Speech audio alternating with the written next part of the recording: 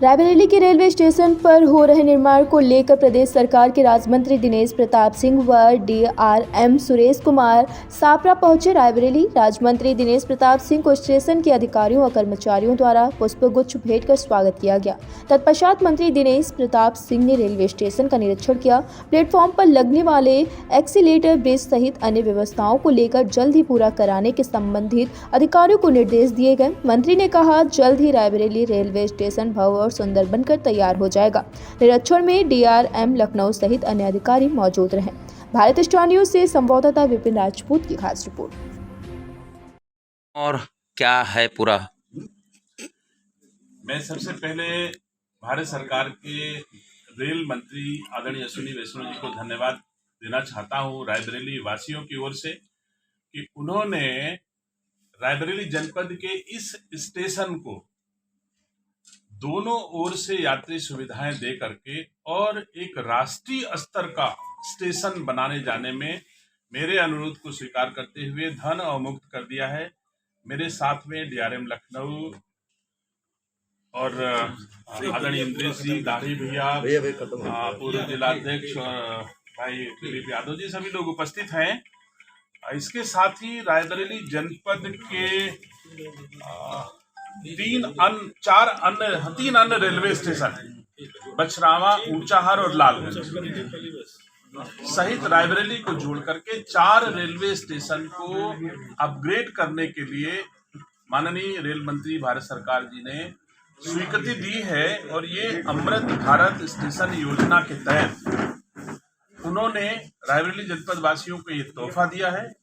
मैं उनको धन्यवाद देता हूं। और उन्होंने इस रायबरेली स्टेशन का द्वितीय द्वार जो रेलवे स्टेशन के उत्तरी छोर से शुरू होगा वो निसंदेह एक ऐतिहासिक भवन होगा जो रायबरेली जनपद में सुदौली में भगवान शिव का मंदिर है, उस मंदिर के आकार का वो रेलवे स्टेशन का द्वार होगा जो हमारा उत्तरी दिशा में नया बनने जा रहा है।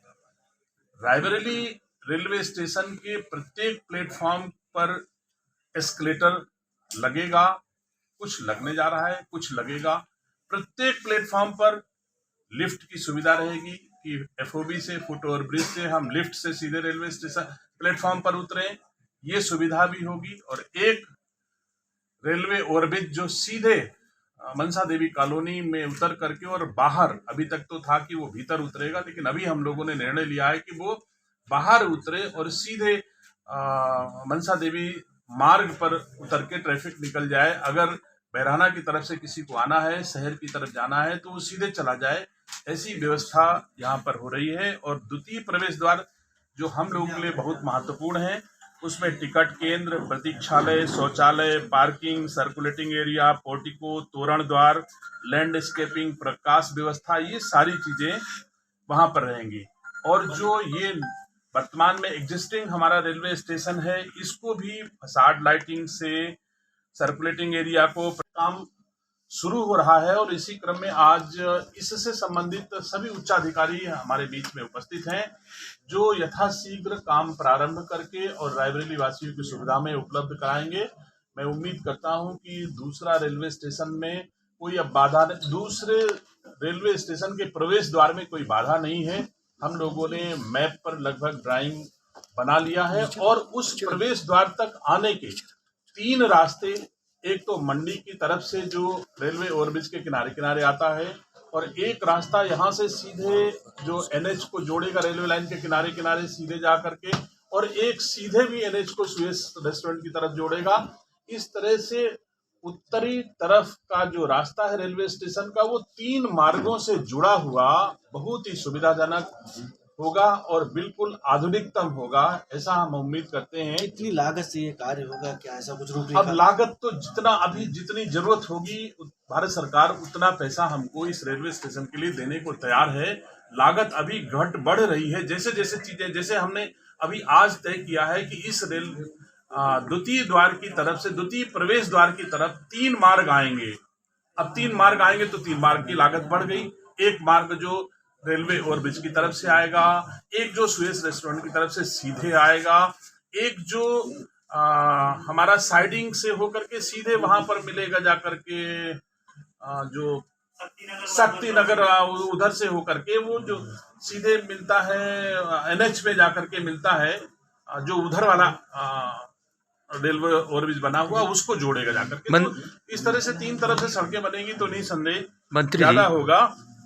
और प्रयागराज ऊंचाहार दोहरीकरण भी, रेलवे लाइन का दोहरीकरण का भी आदेश हमारे अनुरोध पर भारत सरकार के माननीय रेल मंत्री जी ने दे दिया है।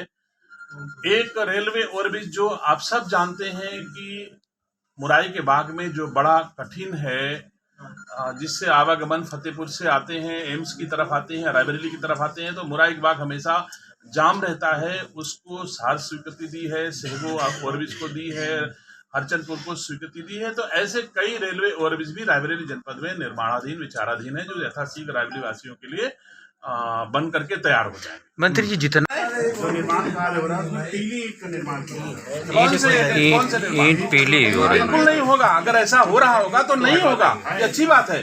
अगर आपकी राय में ऐसा है गुणवत्ता विहीन काम हो रहा हो, तो भारत के नागरिक होने के नाते जनप्रतिनिधि नहीं किसी भी व्यक्ति का दायित्व है कि वो इंगित करे कि काम खराब हो रहा है और उसकी भावना के अनुरूप अच्छा काम कराना मेरा और मेरी सरकार का दायित्व है। मैं अच्छा काम कराऊंगा और हम इससे भयभीत नहीं है। कोई भी व्यक्ति अगर हमको उचित सलाह देता है तो ये अच्छी बात है, इसको मैं सहर्ष स्वीकार करता हूँ, उसको करना ही चाहिए और उसकी आशा के अनुरूप मुझे अच्छा काम करना चाहिए, करूंगा। मंत्री जी, डीआरएम साहब ने जो यहाँ कॉलोनियाँ देखा कि हमारे कर्मचारी जो है कितने जर्जर भवनों में रह रहे हैं, कई सालों से उनकी मांग है कि अभी मेरी इस पर डिस्कशन हुआ है। जितने पुराने जर्जर भवन रेलवे के इस कैंपस में हैं उनको हटा करके अच्छे भवन कहीं दिए जाएंगे और ये जो सामने की तरफ बहराना की तरफ जर्जर भवन है उसको हटा करके एक बड़ा कैंपस डेवलप किया जाएगा जिसमें यात्री सुविधाएं बहाल की जाएंगी। ऐसा हम लोगों का की राय बन रही है। लेकिन पूरा अभी यहाँ पर किसी एक्सपर्ट को इस पूरे विभाग क्षेत्र के विकास के लिए कार्य दिया गया है। एक्सपर्ट लोग आ रहे हैं, वो इस पूरे का निरीक्षण करेंगे, निरीक्षण के हिसाब से अपनी आख्या बनाएंगे, आख्या के हिसाब से रेलवे विभाग और हम लोग मिल करके बैठेंगे कि उनकी आख्या हमारे अनुकूल है, रायबरेली वासियों के अनुकूल है कि नहीं, उसमें कोई अमेंडमेंट चाहेंगे तो हम लोग उसको कर करके एक अच्छा रेलवे स्टेशन यात्री सुविधाओं सहित हम लोग यहाँ बनाने का निर्णय ले रहे हैं। रेलवे स्टेशन पर अंधेरा रहता है शाम को, लाइटें बहुत बिल्कुल नहीं रहेगा। जितनी लाइट की आवश्यकता होगी उतनी लाइट रेलवे स्टेशन पर होगी। Thank you. मुख्य उद्देश्य था कि जो माननीय उद्यान मंत्री जी ने बताया, माननीय मंत्री जी की जो बैठक हुई थी रेल मंत्री महोदय के साथ, उसके बाद जो निर्णय वहाँ हुआ था अमृत भारत स्टेशन विकास योजना में इस कार्य को लेने का जो निर्णय हुआ था, उसके हिसाब से हमारे पास द्वितीय प्रवेश द्वार पर क्या हमारे पास रेलवे की भूमि उपलब्ध है और कहाँ से हम शहर से स्टेशन की तरफ आ सकते हैं और कौन कौन से वहाँ पुराने भवन हैं जिनको हम लोग रीलोकेट करके मतलब वहाँ से हटा के कहीं और बना सकते हैं, वो उद्देश्य था। जो आवास आपने देखे हैं यहाँ पे, उसकी क्या स्थिति और क्या बेहतर करने का प्रयास किया जाएगा? देखिए, आवास कई प्रकार के हैं वहाँ पे। जैसे एक वहाँ पर आरपीएफ की बैरक है, एक वहाँ पर पुराना एक सिग्नल का स्टोर जो बना हुआ है, इस तरीके से और जो वहाँ पर पिडलाई आरडब्ल्यू के जो स्टोर हैं, पुरानी बिल्डिंग्स हैं, वो सारे हटा के वहाँ से और उनको कहीं और उपयुक्त जगह पर बना के और उस भूमि को यात्री सुविधा के विकास के लिए उपयोग करना है। तो अभी वो सारी डिटेल जो माननीय मंत्री जी ने बताया कि एक्चुअली अभी एक कंसल्टेंट हम लोग जो एंगेज कर रहे हैं, वो कंसल्टेंट रेलवे के लिए एक पूरा इस जितना भी रायबरेली एरिया है, ये दोनों तरफ प्रवेश द्वार की तरफ, इसका एक मास्टर प्लान बनाएगा और इसकी फिर वो एक डिटेल्ड प्रोजेक्ट रिपोर्ट बनाएगा। तो उसमें ये सारी चीज़ें से बारीकी से आएंगी। Thank you. ये अभी मास्टर प्लान का ही विषय होगा, लेकिन एक हमारा बहुत जो मुख्य जो फोकस रहेगा वो ये रहेगा कि द्वितीय प्रवेश द्वार पर भी हम लोग किस तरीके से फ्री सर्कुलेटिंग एरिया बना सके जिससे कि वहाँ पर जाम ना लगे, क्योंकि वहाँ पर रेलवे की जमीनों पर जो कब्जा हो रहा है डीआरएम साहब, उसको लेकर क्या काफी यहाँ पे कब्जा हो रही है। रेल विकास की बात जो भी भूमि पर जो भी अतिक्रमण है, उस अतिक्रमण को भी हटाया जाएगा इसी योजना के तहत। डीआरएम साहब, सीआईटी के 2 बोर्ड लगे हैं, कहाँ पर? आपके CIT में दो बोर्ड लगे हुए हैं। किस चीज़ के बोर्ड दोनों? CIT के। CIT